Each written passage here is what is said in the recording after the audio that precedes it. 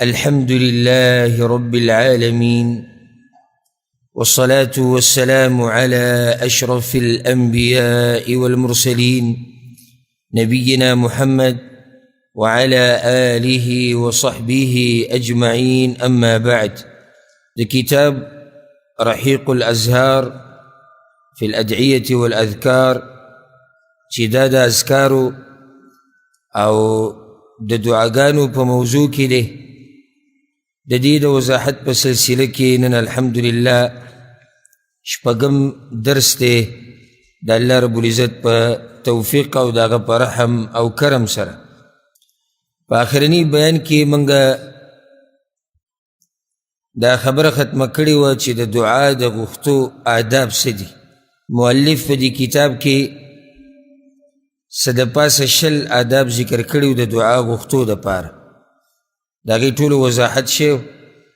ورسره دا خبره بیان شوې وه چې آدابو کې بعض آداب هغه دي چې هغه واجب دي او لازم دي چې هغه نه دعا دي نه قبلېږي. بعض هغه دي چې هغه مستحب او غوره دي. څومره چې یو سړي کې د دعا آدابي د دعا د غوښتلو نو دومره امید د دعا د قبلېدو ډېر شي. او من کې هر سړی دا غواړي چې د دعاګانې د الله قبولې کړي او د ده دا محنت ضایع نه شي. نو که چېرته ته دا غواړې چې ستا دا دعاګانې الله قبولې کړي او دا ضایع نه شي، نو د هغې دپاره به بیا ته د آدابو خیال ساتي چې د هغې بیان په یو څو درسونو کې او بیانونو کې الحمدلله وشو. د هغې نه بعد یو فصل راوړی دی او ډېر اهم او ډېر ضروري دی. وی چې الکلمات التي يستجاب بها الدعاء، هغه کلمات هغه الفاظ چې د هغې په لوستلو سره یا د هغې په ویلو سره دعا قبلیږي. هغه کم کلمات دي، هغه کم الفاظ دي چې زه په دعا کې استعمال کم چې الله زما دعا قبوله کړي. او دا سوال زم چې تقریبا د هر مسلمان په زړه کې وي او هر مسلمان تر دې چې ماشوم دا غواړي چې زه د الله نه څه غواړم هغه یې ماله راکړي. دلته دا موضوع او دا خبره اوس بیانوي، هغه الفاظ تا ته ښیي کم الفاظ چې یو بنده د الله استعمال کړي د دعا په منځ کې، نو د ده دا دعا باذن الله الله یې قبلوي. زه به همیشه تاسو ته دا خبره رایادومه په منځ کې. دی کتاب کې به تاسو ډېرې داسې خبرې راشي چې دې ټیم کې دعا ښه قبلیږي، د دې سړي دعا قبلیږي، د دې سړي دعا ښه قبلیږي، په دې الفاظو سره دعا ښه قبلیږي، په دې ادب سره دعا قبلیږي. نو دا یو مسله یاده کوئ چې ستاسو ذهن کې کله چې حدیث کې راشي چې د دې سړي دعا ښه قبلیږي یا دې ټیم کې دعا ښه قبلیږي یا په دې الفاظو سره قبلیږي، د هغې سره نور شرطونه هم دي. لکه اوس یو سړی دی هغه د اذان او د اقامت په منځ کې دعا غواړي او اذان او اقامت منځ کې دعا دا قبلیږي. یو سړی د اذان او د اقامت په منځ کې دعا غواړي او بیا هم نه قبلیږي، خو سیچل به یې که نور شرطونه هم دي. یوازې دا نه ده چې ته بس دقه یو خبرې ته کښېنې چې بهی زه دا کوم زما دعا به قبولی شي. نورې خبرې هم دي، د هغې به هم خیال ساتي. لکه دې داسې مثال دی، اوس پیغمبر صلی الله علیه وسلم ډېرو حدیثونو کې اعمال خوري دي. لکه مثال چا دا کار وکړو دی به جنت ته ځي، داسې ویلي. اوس دقه یو کار ته به نه پرېوځي چې دا کار به زه کوم زه به جنت ته ځمه. د ټولو نه بنیادي عقیده به دي د توحیدي، نور اعمال به ورسره وي. نو چې دا عمل کوم الله دې ورسره جنت ته بوځي، دا مطلب یې بیا. ته به صرف هغه یو حدیث ته نه ګورې چې پیغمبر صلی الله علیه وسلم وایي چا، لکه مثال پیغمبر صلی الله علیه وسلم وایي چا چاله اوبه ورکړي دا غوره صدقه ده او دی جنت ته لاړ، بس ته دغې ته ډډه ولګوه ته به جنت ته ځي. هلته عقیده د توحید پکار ده، مونځ پکار دی، د مانځه نه بغیر کار نه کېږي، زکات په تا باندې لازم دی، حج د باندې لازم دی که طاقت دي. نو صرف یو حدیث نه رالي چې هغې ته پروت وي. اوس تاسو به واورئ ډېر حدیثونه چې د دې سړي دعا قبلیږي، دې ټیم کې دعا قبلیږي، په دې سره دعا قبلیږي. ته به صرف دغه یو خبرې ته نه پرېوځي، بلکې د دعا نور هم آداب او مسایل دي چې هغه په تا کې دننه وي، نو ستا دعا بیا ښه قبلیږي. یو سړی حرام خوري، حرام اغوندي، حرام استعمالوي او وایي ما خو د عرفات په میدان دعا وغوښته او پیغمبر وایي دلته دعا قبلیږي. نو سید پیغمبر خو ویل ته دعا قبلی کی بدی کی شک نشته خو مرض خو پتا کې ته حرام ولې خوري دی خبرو ته سوچ پکار دی زمونږ دا عوام مسلمانان چې کمی دوی چې کله یو حدیث ووري یا یو آیت ووري بس سم په خوشاله شي هغې ته ډډه ولګوي او دې ته سوچ نه کوي چې دا دین ټول په دغه یو عمل کې نه راټولېږي بلکې د هغې سره نورې خبرې هم تړلی شي هغې ته بیا ګوري نو دا کم الفاظ چې اوس خویه کېږي تاسو ته چې د دې په لوستلو سره یا د دې په ویلو سره د دعا په منځ کې دعا ښه قبلېږي دا مطلب دا نه چې بس هر څه کوه هر څنګه کوه خو چې دا لفظ پکې او ستا دعا به قبلېږي کله داسې مي او دا مسله هم را روانه ده کله داسې مي چې دا سړی ښه برابر دی ښه آداب د دعا پکې شتي دا وخت هم قیمتي وخت دی دا کلمات یې به کوم استعمال کړو بیا هم دعا نه قبلېږي په هغې کې بیا د الله حکمت وي په هغې کې بیا د الله حکمت ولې نه قبلېږي دا مسله بیا را روانه ده انشاءالله الكلمات التي يستجاب بها الدعاء اغا كلمات الفاظ وتوي اغا الفاظ اغا كلمات چې د هغې په لوستلو سره په ویلو سره دعا قبلي وی اولنی خبره ده اسم اعظم د الله اسم اعظم په وسیله کولو باندې دعا قبلي اسم اعظم لوی نوم د الله ته چې کله د دعاګانو په منځ کې د الله د اسم اعظم استعمال کې نو الله ستا دعا قبلوي صرف دو دلایل پرې راوړي دي دو دلیلونه دي دا بیان کو بیا به دا خبره ذکر کو چې اسم اعظم کم یو دی اولنی دلیل راوړی دی عن بریده رضی الله عنه د بریده رضی الله عنه روایت دی چې د امام ترمذي امام ابن ماجه راوړی ان رسول الله صلی الله علیه وسلم سمع رجلا یقول پیغمبر صلی الله علیه وسلم یو د یو سړي دعای واورېد هغه دا وي دې دعا ته ګوره او ځکه ما تاسو ته ویلي چې دا کتاب چې تاسو سره نه نو دا دعاګانې تاسو ته نه دي اوس په دې کې په سوونو دعاګانې په دې کتاب کې راجمع شوي دي ستا دماغ دومره تیز غني چې په سوونو دعاګانې ته دی بغیر د کتاب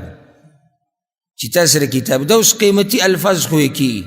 بدقسمته به هغه سړی چې دا الفاظ هغه یاد نه کړي دې سړي دا دعا وغوښته پیغمبر صلی الله علیه وسلم واورېده اللهم انی اسألک اے اللہ زستانه دعا غواړم بأنك أنت الله ځکه چې ته الله لا إله إلا أنت ستانه علاوه بل د بندګۍ حقدار نشته الأحد الصمد ته یک یوازې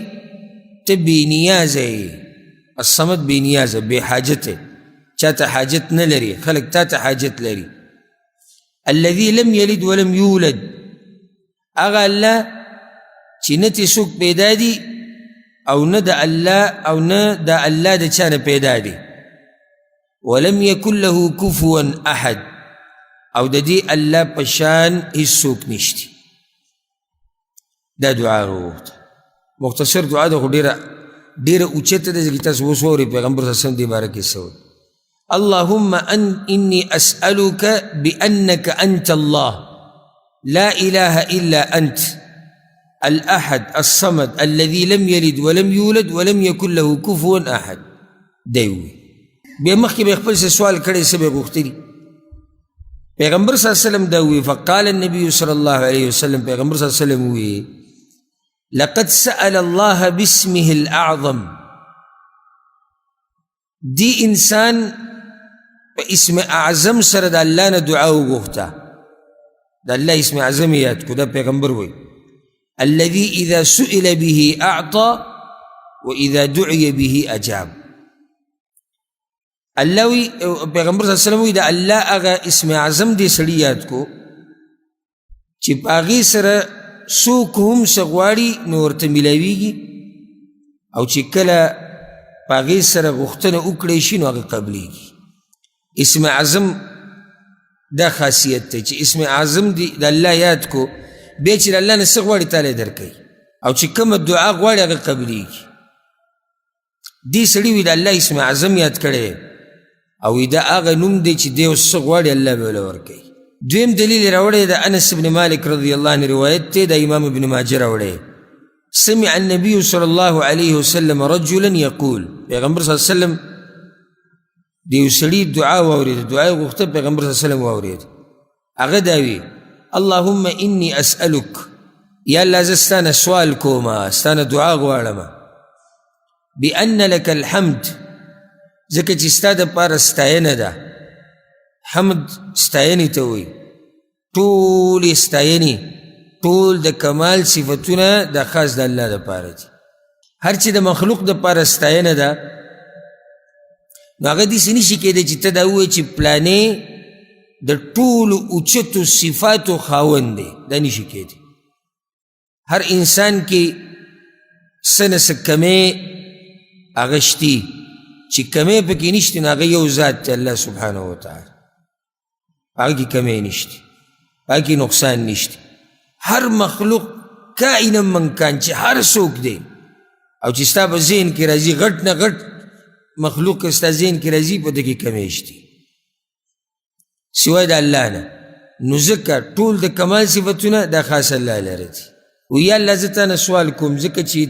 ستا دپاره ستاینه ده لا اله الا انت نشتی بې ستا نه د بندګۍ لایق یوازې ته حقدارې د بندګۍ اله معبود ته وایي خو داسې نشي ویلی دا ترجمه به غلطه وي چې نشتی معبود مګر ته معبودان خو شتي مشرکان خو معبودان ټاکلي دي که نه نو داسې به وایي نشتی معبود په حق باندې مګر ته معبودان شتي خو په حق چې کوم دی او کوم چې د عبادت حقدار دی هغه الله سبحانه وتعالی وحدك لا شریک لک ته یو ذاتي نشتی تا سره شریک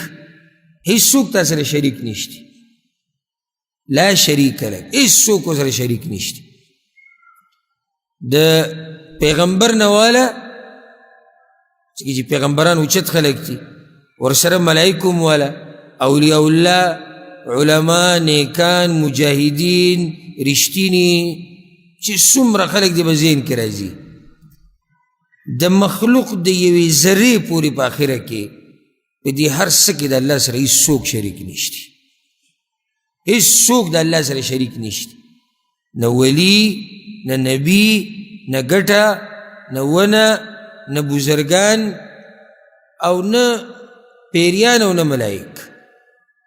هیڅوک د الله سره د هغه په بچایي کې شریک نشتی لا شریک لک او ځکه ګوره مخکې څه ووي لا اله الا انت وحدک ته یې کې یوازې لا شریک لک دی به تاکید وکړو ته په خپله بچایي کې یا الله یوازې د عبادت حقدار یا الله ته یوازې لا شریک لک په دې کې تا سره څوک برخدار نشته المنان ته منان یې منان یعنی احسان کوونکی بدیع السماوات والارض ناشنا پیدا کوونکی د اسمانونو او د ځمکو یې بدیع بدیع هغه چا ته ویلی کېږي چې یو شی پیدا کړي ناشنا چې مخکې چا نه پیدا کړی نو الله ته بدیع السماوات والارض ولې ویلی کېږي ځکه چې د ځمکه او اسمانونه د الله نه مخکې چا نه دي پیدا کړي او ځکه ګوره بدعت ته بدعت ویلی کېږي ځکه چې دا ناشنا کار دی په دین کې څه اصل او بنیاد مخکې نشتی نو الله بدیع السماوات والارض دی ولې بدیع دی ځکه چې د ځمکه او اسمانونه اول پرې هغه پیدا کړي د هغه نه مخکې چا نه دي پیدا کړي او نه څوک پیدا کولی شي ذو الجلال والاکرام اوچت شان او عزت والی دې سړي د الله حمد وي ثنا وي د الله صفات بیان بیا به مخکې څه دعا غوښتلي فقال النبي صلى الله عليه وسلم نو پیغمبر صلی الله علیه وسلم دا خبره وکړه لقد سأل الله باسمه الاعظم دې سړي د الله نه سوال وکړو غوښتنه وکړه د الله په لوی نوم یادولو سره الذي اذا سئل به اعطى واذا دعي به اجاب هغه نوم چې کله په هغې سره د هغه الله نه سوال وکړی شي نو هغه یې ورکوي او کله چې دعا وغوښتلی شي نو قبلی یې دا دوه دلایل په دې راوړي دي چې اسم اعظم په دعاګانو کې ډېر غواړه یادوئ اسم اعظم پکې یادوه الله به دله دعا قبلی دلته اهم سوال زړه ته راځي چې الله اسم اعظم کم یو دی زه به مختصر خبر وکړم او که څوک ډېر تفصیل غواړي نو ما د الله نومونه چې کله بیانول نو د هغې په اوله کې په اولني دوه درې درسونو کې څه دا خبره شوې ده ښه په تفصیل سره دا خبر واضح شوی دا خبر دلائل سره چې الله اسم اعظم کم یو دی په دې کې د علماو لوی اختلاف راغلی دی چې د اسم اعظم د الله لوی نوم کم یو دی چې هغه څوک یاد کړي نو الله ول هر څه ورکوي اختلاف د دې دلایل سره راغلی دی ځکه چې هلته کوم روایت چې دې باره کې راغلي دي په هغې کې د الله ډېر نومونه ذکر شوي دي نو څوک وایي هغه به دا نومي څوک وایي هغه به دا وي څوک وایي هغه به دا وي بلکې بعضو علماو خو دا ویلي دي اسم اعظم د الله یو خاص نوم نه دی د الله ټول نومونه چې دی هغه لوی نومونه دي نو معنی دا شوه چې په دعا کې د الله نومونه ډېر یادوه الله دله دعاګانې قبلوي د بعضو علماو دا قول دی و اسم اعظم یو خاص نوم نه دی هر نوم چې ته د الله یادې نو هغه اعظم دی هغه لوی نوم دی د الله الله لوی دی نو نومونه یې لوی دي او اکثر علما وایي نه د الله ټول نومونه اوچت دي دا صحیح خبر ده خو یو نوم له الله بیا اوچت مقام ورکړی هغه کم یو دی بیا په هغې کې اقوال دي د علماو ډېر څوک وایي هغه دی المنان المنان ځکه چې د دویم روایت چې موږ ذکر کړو د امام ابن ماجه چې راوړی و دې کې هغه المنان نوم دی وایي دا المنان به او څوک وایي الرحمن او څوک وایي الحي القیوم او څوک نور ذکر کوي او بعض علما دې له ترجیح ورکوي دا تحقیق دی او زړه پې مطمئن کېږي الحمدلله چې د الله اسم اعظم لوی نوم چې هغه ته یاد کړي او الله ستا دعا قبلوي هغه نوم دی الله اسم الجلاله چې ورته ویلی کېږي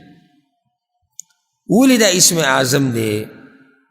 نو د هغې یو دلیل دا دی چې د الله دا څومره نومونه چې ته ثابتې او دې نوم دا نوم به پکې یادی کړه یعنی ته وایې الله کریم دی الله رحیم دی نو اصل نوم چې د الله په ذات باندې دی هغه کوم نوم دی هغه الله دی دویمه ده چې دا څومره روایت راغلي دي دې باب کې هغې کې چې ته سوچ وکړې نو هر یو کې دا الله نوم راغلی لکه اوس دا اولنی روایت دی که الله نوم شته کتاب چا سره دی بأنک انت الله بأنک انت الله دې کې راغلی الله نوم او دا ته فایده ذکر کو په څومره روایتو کې چې د اسم اعظم تذکر راغلی په هغه ټولو روایتو کې سندن دا مضبوط روایت دی د دویم کې الله نوم کوم ځای کې دی بارک الله فیک اللهم اللهم معنی یعنی یا الله اے الله نو دلته مشتي اوس د الله نوم په دوانو روایتو کې موجود دی هلته الاحد الصمد دی دلته نشتي دلته المنان بدیع السماوات والارض هلته نشتي حالانکه پیغمبر صلی الله علیه وسلم دلته ویلي دلته ویلي دی سړي د الله لوی نوم یاد کو که نه نو دا لوی نوم دلته اولته بدلیږي خو نه بیا که نه بدل شو بدل خو نه شو خو دا لوی نوم چې یاد کړی خو معنی دی چې هغه د دواړو ځایونو کې شتي او په دې اولني روایت کې مشتي الله بأنک انت الله اولته مشتي اللهم او دې دویم کې اللهم دلته دې سره راغلی دی والله اعلم ما تاسو ته چې د مسله کې د علماو اقوال دي څوک پکې دا وایي د الله اسم اعظم چې دی الاحد الصمد دا د الله اسم اعظم دی الاحد الصمد الذي لم يلد ولم يولد ولم يكن له كفوا احد دا چې په دعا کې وي نو ستا دعا قبلي دا خو یو خبره شوه چې دلایل په دې مضبوط دي چې د الله اسم اعظم هغه کوم یو دی الله او که چېرته ته دا ټول یاد کې ووایې دعاګانو منځ کې نو څه تاوان تا ته رسي څه نقصان تا ته رسي چې ته د الله نوم یاد کې المنان الاحد الصمد بدیع السماوات والارض ذو الجلال والاکرام او بیا دعاګانې غواړې نو څومره ښایسته دعاګانې به هغه چې په هغې کې د الله نومونه او صفات ذکر شي نو اولنۍ خبره چې د هغې په یادولو سره د دعا په منځ کې دعا قبلیږي هغه کومه خبره ده د الله اسم اعظم دا الله ته وسیله کول په دې سره دعاګانې قبلیږي دویمه خبره ذکر کړې ده وایي چې دعا په لاندې حدیثونو کې ذکر شوو الفاظو سره وغوښتلی شي لاندې یو څو حدیثونه راوړي دي وایي دې حدیثونو کې چې کوم الفاظ دي که دا د دعا کې ذکر کړو الله دله دعا قبلوي اوس دا کوم الفاظ دي نو دلته څلور روایت راوړي دي هغو ګوته کې دي اولنی روایت تے دا سعد رضی اللہ عنہ پیغمبر صلی اللہ علیہ وسلم دا روایت امام حاکم راوڑے دی او سندن الحمدللہ خصی روایت تے امام ترمذی راوڑے پیغمبر صلی اللہ علیہ وسلم وی دعوت ذی النون اذ دعا ربه وهو في بطن الحوت وی دعا دا یونس علیہ السلام یونس علیہ السلام تا ذی النون ولکی گا والنون پر عربی کسا تا ہوئی مہی تا ہوئی نو دعا دا مہی والا یعنی یونس علیہ السلام چی کل آغا دا مہی پا خیٹ کی پروت او دا دعای گختلی وا آگی کسو پیغمبر صلی اللہ علیہ وسلم وی لا الہ الا انت سبحانک انی کنتو من الظالمین دا آگا گختلی وا کنو دا دعای گختلی وا دا ذکری کرو لا الہ الا انت نشتی دا عبادت حقدار مگر تے یا اللہ سبحانک تپاکی دا ہر عیب و نقصان اللہ دا ہر عیب و نقصان نپاک تے ہر آگا خبر چی دا اللہ دا شان سر نخی اللہ دا گی نپاک تے او اللہ لائق دا ہر آگا صفت تے چی دا آگا دا شان سر خی نو اچت صفات دا اللہ دا پار دی آگا صفات چی دا اللہ دا پارا عیب گنلے کی گی آگا دا اللہ دا پارا لیتی لکہ مثال والا بچی پیدا کی دل نو زمان دا پارا اچت صفت تے لیکن یہ سڑی چی بچی پیدا کی گی نو دا خس صفت تے کہ بد صفت تے خس صفت تے کمال دے عیب نہ دے نقصان نہ دے خدا اللہ دا پارا بچے دا عیب و نقصان دے جگہ منگ چی بچی تے ضرورت لرونو منگ کمزوریو منگ بوڑاگان کیگو منگ کمزوری کیگو با منگ مرگ رائزی نو دیتم سوچی چی دا بچے کے سوال ای چی دا دعا برا لگواری نو دا دی رونو خویندو خیال بساتی دا میراث او دا دی حقدار بشی زمایو ذکر او نوم با پاتی شی او که زب بوڑا شم نو زما دا پارا با دا امساو دا کونٹی کار کئی اللہ تو خودی ضرورت نشتی وعده کول یو سڑے وعدو کی یو خزی سر کوروالے کئی دا نقصان دے کہ دا کمال صفت تے دا کمال دے نقصان پہ انسان کی دا دے چی دے وعده نیشی کولے او دے دا خزی سر کوروالے نیشی کولے دا عیب دے نقصان خدا اللہ دا پارا وعده او دا غد پارا بی بی دا نقصان دے نو دا غد پارا کمال دا دے چی دا اللہ نا خزشتی او نے بچشتی او نو تا ضرورت لری اس گورا تکبر دا انسان دا پارا کمال دے کہ نقصان دے نقصان دے عیب دے تکبر دا صفت خو بد صفت دے اولی زمان دا پارا عیب دے ذکر چی دا زمان دا بدن نے بدن دا لائق دا دی ندے چی موتا پی لویو کو لگا تا لوی دا سکے پسکے پا دی بدن چی کی دیشی سکن بعد پروتے و بیاوے چی ڈاکٹر لے مورا سو پا دی کے سوئے مچی دا بدن دی دی لائقی چی پا دی تکبروش تب دا مال کے چی کی دی چی لگ ساتھ بات نہیں تب دی زور کے چی دی سو رزو لے بیا با ختم شی نو ذکر زمان دا بدن دا دی لائق ندے چی منگ پا دی باندی سو کو لویو تکبرو کو ہر چی اللہ دے نو اگر پوری تکبر خون کئی اگر پوری لوی خون کئی اولی علاقہ متکبر دے یرا اللہ پا دی متکبر دے ذکر چی ہمیشہ باتی کی دن کے دے ہمیشہ جوندے دے ہمیشہ زورور دے سچی اوگواری اگر کئی اگر خوب نرازی دا اگر خبر نہیں ریگی اگر دا چانا نہیں ریگی اگر چی کم فیصلو اوگواری اگر نافذی دا ہر صداغ دی اگر تا واپس کی گی اگر تا پاتی کی نو دیسی ذات پوری تکبر خون کئی دیسی ذات پوری تکبر اولوی اگر خون کئی دنیا گڑگڑ باچایان تیر شوی دی بتاریخ کی خزورور باچایان تیر شوی خزورور او اس خاورو لندی پراتی دی کچر تا دا آغا خبری واوری دی چی کمی غٹی غٹی خبری کڑی او بید خاورو دی ڈیری تو گره چی بدل پاسا پروت تینو خندا بدرش چی دتا چاوی چی دو ما غٹی غٹی وائی نن دی دا حال دی نو انسان بسی و تکبر بدا غسی و لوی بسی لوی پا یو لوی رب پوری خون کئی زمان پا رب پوری نور لوی زمان دا پارا نقصان او عیب دی خوراک سخاک کول دا زمان دا پارا دا کمال صفت تے کہ نقصان دے کمال صفت دی چې بیماری خو هغه خوراک څښاک نشي کولی چې معدې کار کوي خو سم کار کوي کنه په دسترخوان چې ناستې ورو ورو لګوي وي معده مې بنده ده او معده مې زخمي ده معنی دا چې دا سړی برابر نه دی جوړ نه دی د الله دپاره خوراک څښاک دا بې نقصان دی عیب دی ځکه چې هغه دې ته ضرورت هغه نه لري هسې دا مې تاسو ته یو فایدې دپاره دا خبره ذکر کوله ګوره دعاګانو کې یوه لویه خبره هغه دا یاده کوي هر مجلس کې چې د دعاګانو وضاحت کېږي هلته به د الله عظمت بیانېږي دا دعا موضوع د اصل کې د دې سره تړلی شي ته ولې د الله نه دعا غواړې ځکه چې الله عظیم ذات دی نو زه اوس تاسو ته دعاګانې ښیم او یا د دعاګانو وضاحت کوم او د الله عظمت ته پکې نه بیانوم دا خو بیا څه خبره نه شو او چې څومره زه تا ته د الله لویي بیان کوم او څومره د الله د لویي ستا د زړه ته کوشي دومره به د هغه رب نه دعاګانې غواړې او دومره به دې بیا په هغه باندې یقین او اعتماد هغه ډېرېږي روز تر ورځه به ستا یقین ډېرېږي ډېر او چې څومره دې یقین ډېرې مخکې حدیثونه تېرې شوي دي دعا به دې ښه قبلېږي یونس علیه السلام د مهي په خېټه کې دغه کلمات ویلي لا اله الا انت سبحانک انی کنت من الظالمین انی کنت من الظالمین یقینا یم زه د ظالمانو نه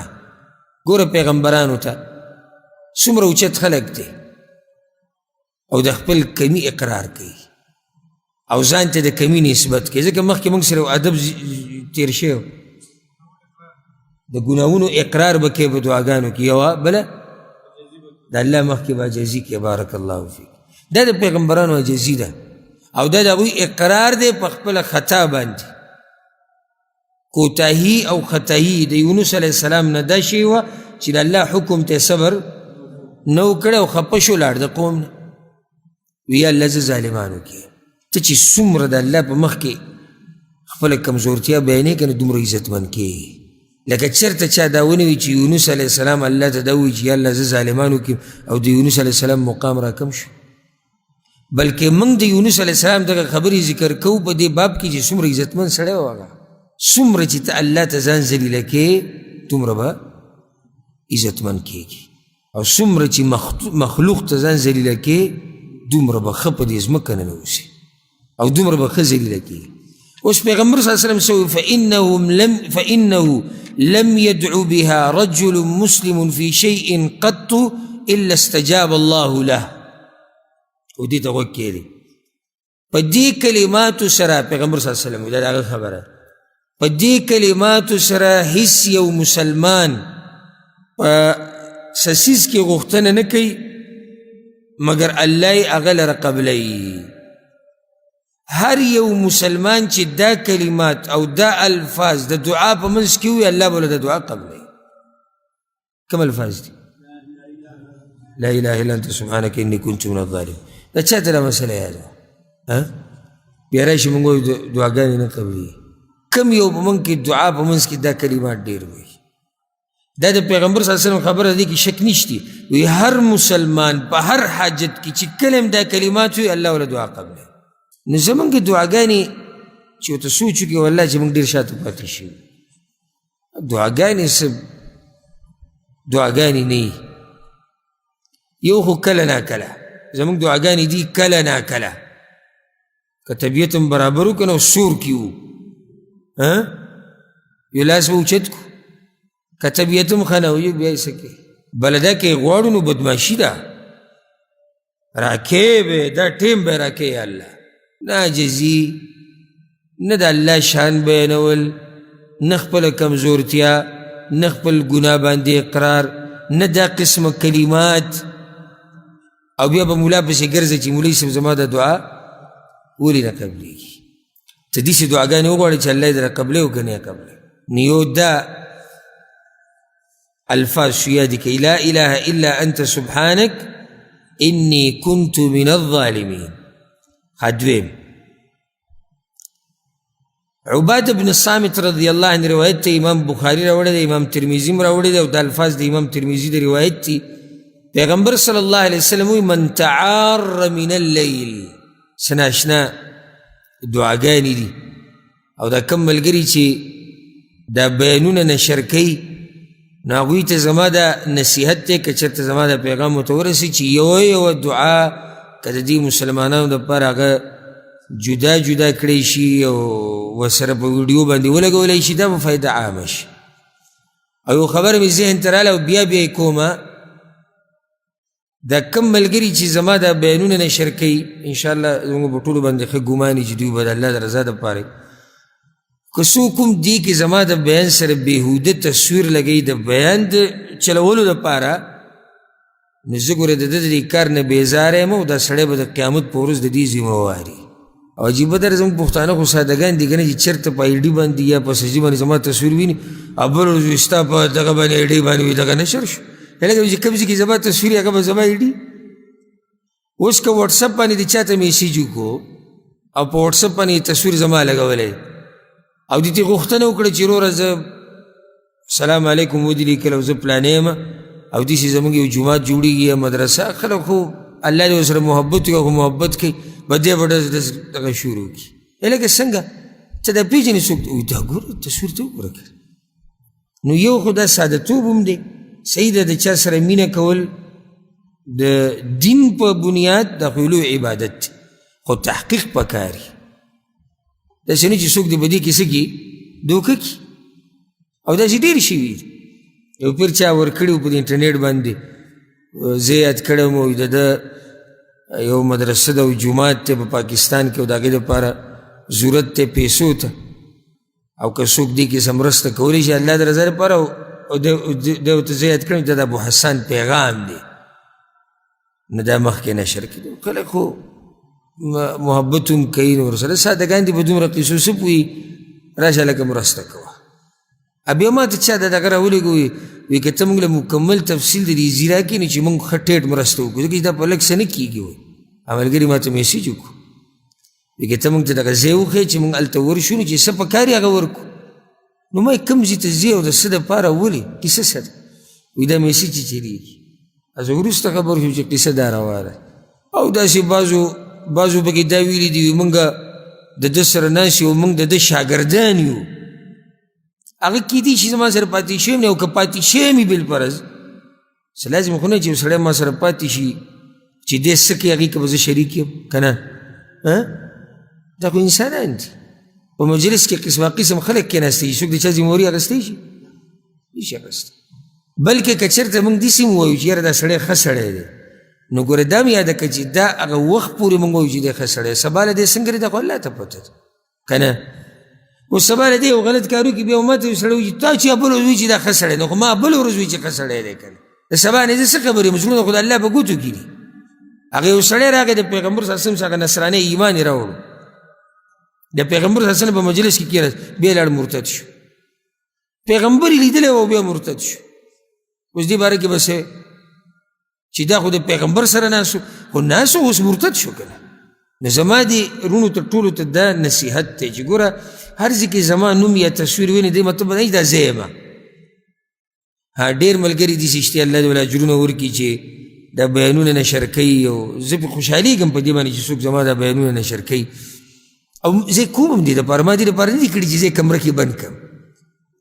او که زما مقصد دا وي چې بیان نه نشر کوم نو زه تاسو ته ولې کوم خو دا څه چې ما زده کړي دا ما په سینه کې ساتلی قبر ته مې وړي او زه کوم دې لپاره چې خلک یې نشر کړي خو شریعت په حدودو کې دننه بیان باندې بېهوده تصویر لګول د دې دپاره چې خلک بیان وګوري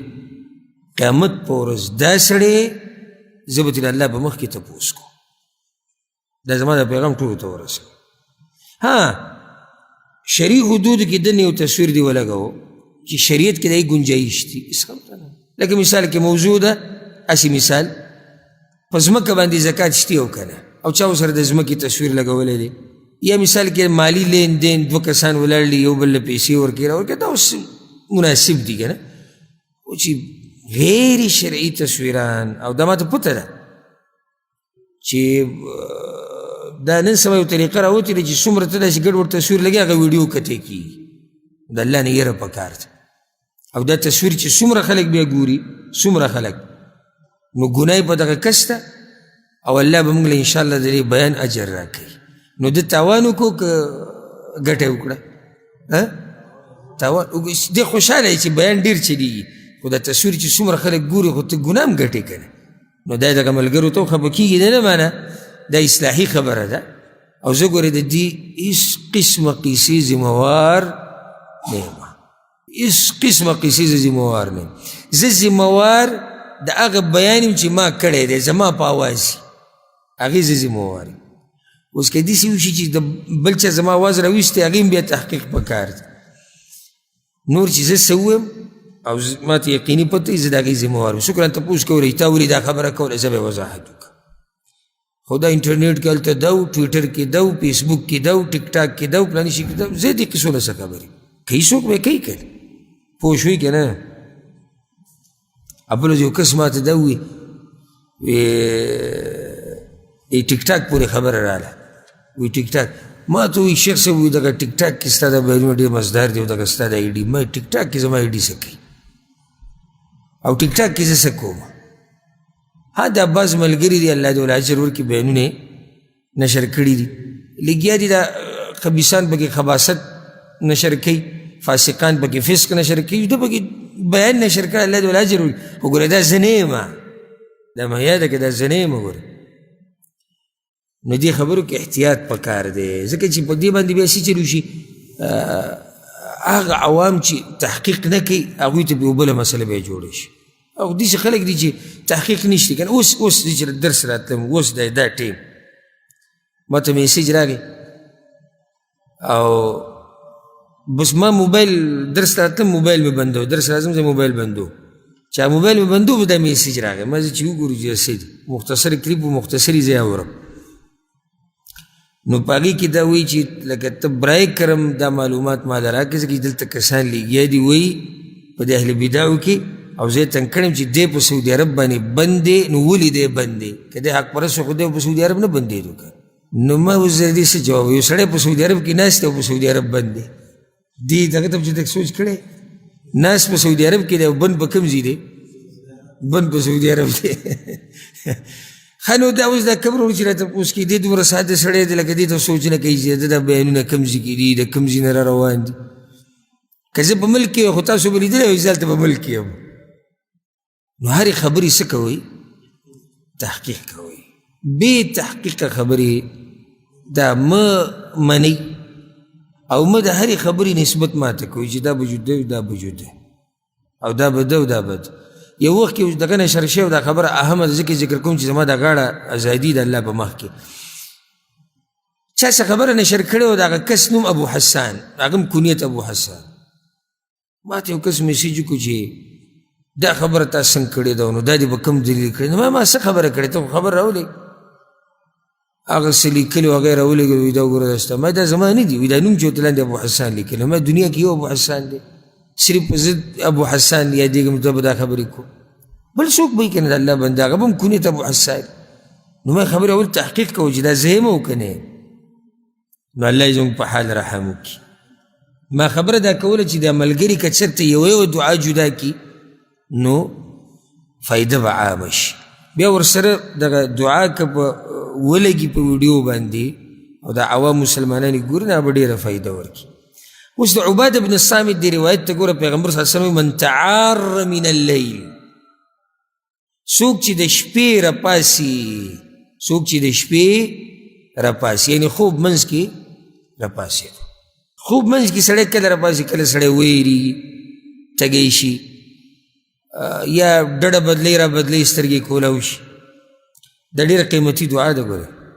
او ډېر قیمتي وخت ته چې کله ډډه بدلی را بدلی او لږ راویښ شي نو دا بعض نیم دا کمبل ښه په ځان راټیټ کړي تیز کې یو قیمتي کار ته کولی شي دنیا وما فیها چې را جمع کې نو دومره لویه خبره تا ته نشي میلاوېدی څومره چې دلته تا ته میلاوېږي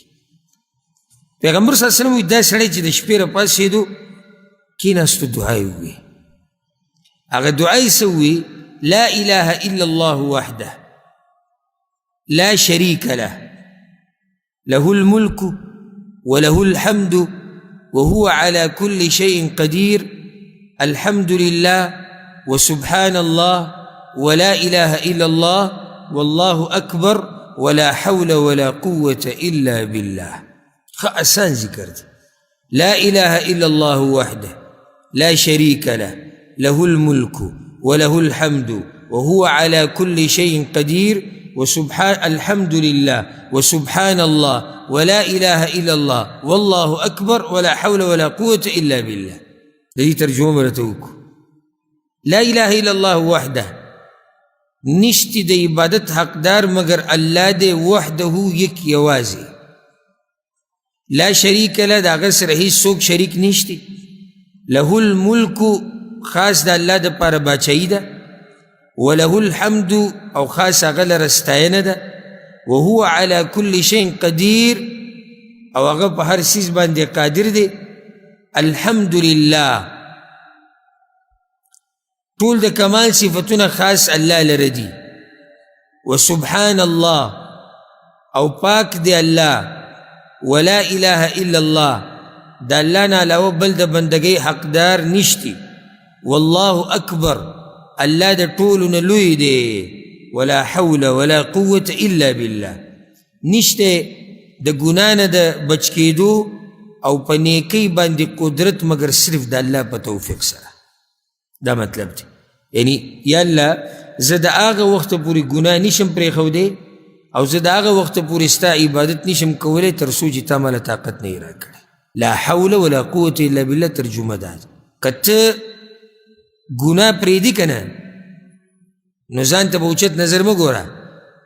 دا اللہ پتا رحم کرے تالے طاقت تر کرے تا دا گناہ پریخو دی او کتیو عبادت کے کمال دا دے چا اللہ تعالی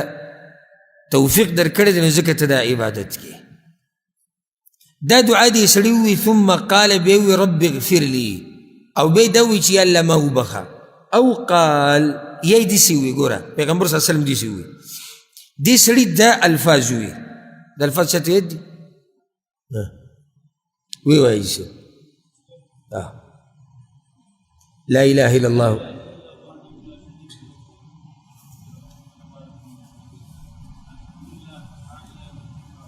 ولا إله إلا الله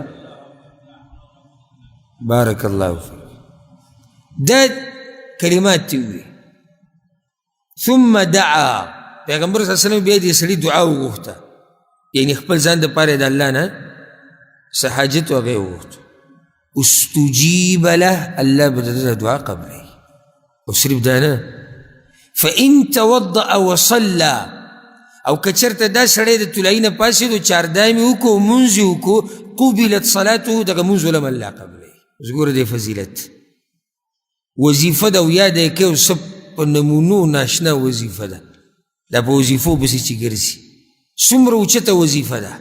ستا سا مسئلہ دا ویجی زما کار نیشتی ستا سا مسئلہ دا بچی نیشتی سا مسئلہ دا غربت سا مسئلہ بیماری سا مسئلہ دا داد او داد او دین علاوہ چا اللہ میں بخی اللہ ربانی رحمو کی اللہ علم راکی اللہ عزت راکی اللہ کامیابی راکی عزت وظیفہ خیم کر دا شپی چی کلم را پاسی تھی و خوب کی چی کلم را پاسی تھی دقا دعاو ہے دقا کلمات ہے بیا پسی دعاو گوارا پیغمبر گرنٹی در کی دا دعا قبلی کی زنے دا پیغمبر خبری تھی او بیا باقی پسی زیادی اللہ اکبر چی منز دیو کو دا منزم قبول کرے شوے منز دی پوشوی بگا نا عملی کوئی بگا نا سدوم را گران کار دے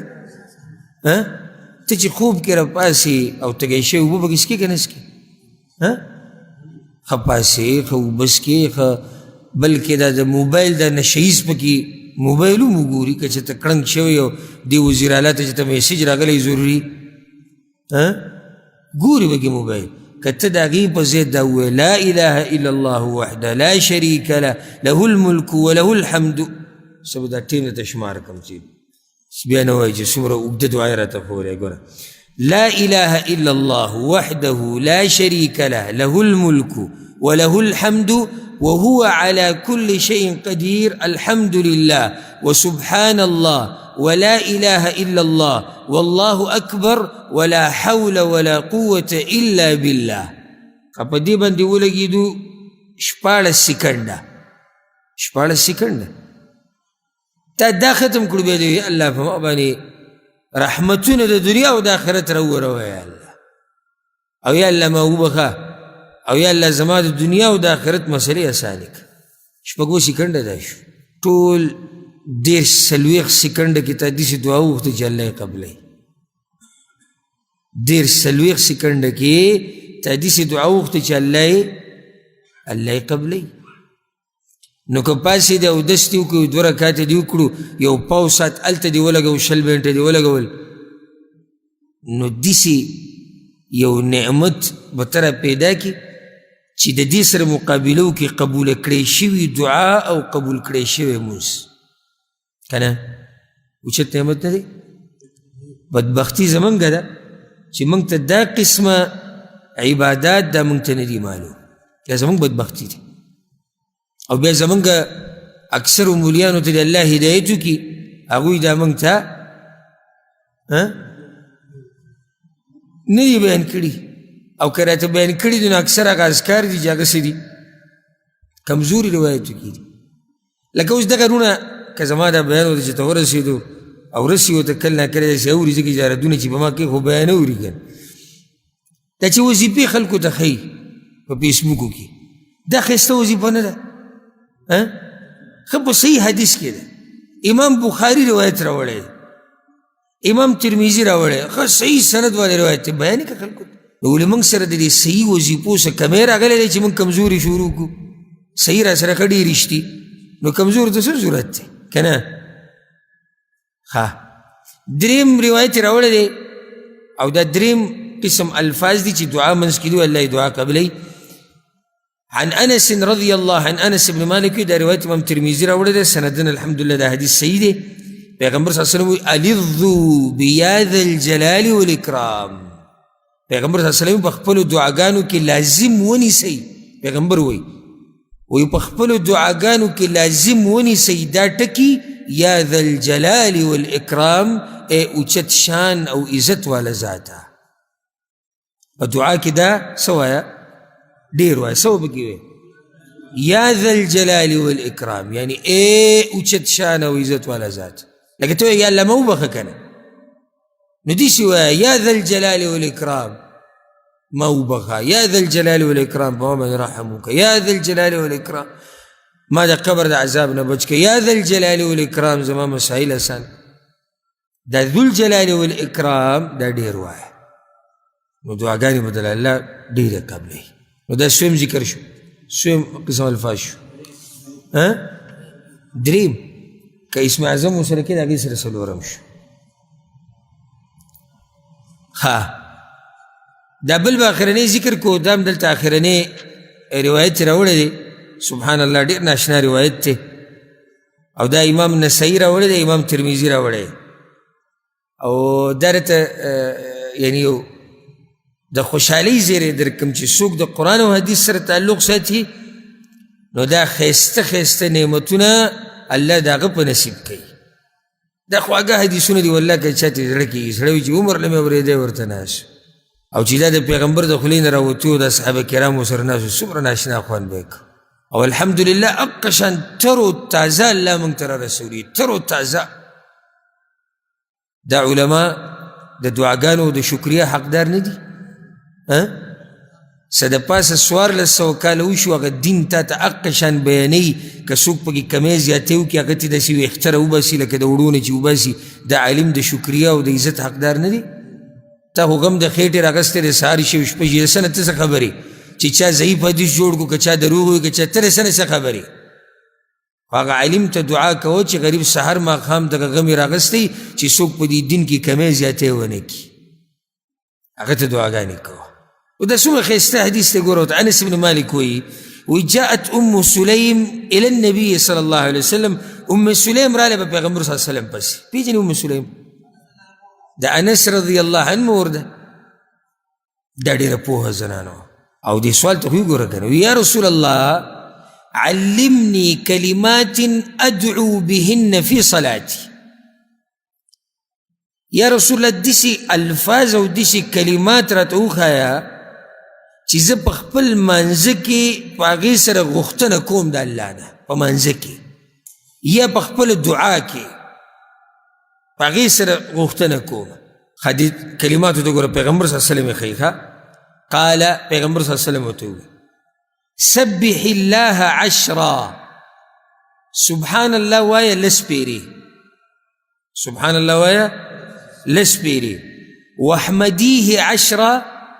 او بیا لسپیری وایا الحمد لله وكبريه 10 او بیا لسپیری وایا الله اکبر گران ذکر دے گا نا سدے لسپیری سبحان الله لسپیری الحمد لله لسپیری الله اکبر او دی پیغمبر دی خبری تو غوږ کیدا بیا ته پیغمبر صلی الله علیه وسلم وی ثم سلیه حاجتکی بیا چې د خپل څه حاجت د الله نه غواړه یقول نعم نعم اغه الله به په هر څه باندې تا ته خا خا کوي چې او قبلو به په هر صبر ته الله خا خا وي نعم نعم او منمه صحیح شو در بیک صحیح شو د حاجت الله وي زبدل پورک څومره آسان کار دی سبحان الله لسپیری الحمد لله لسپیری الله اکبر لسپیری کار دی شو نو داغه کلمات دي چې د دې په ویلو سره دعا قبلی نو څو قسمه ذکر شو دلته سلور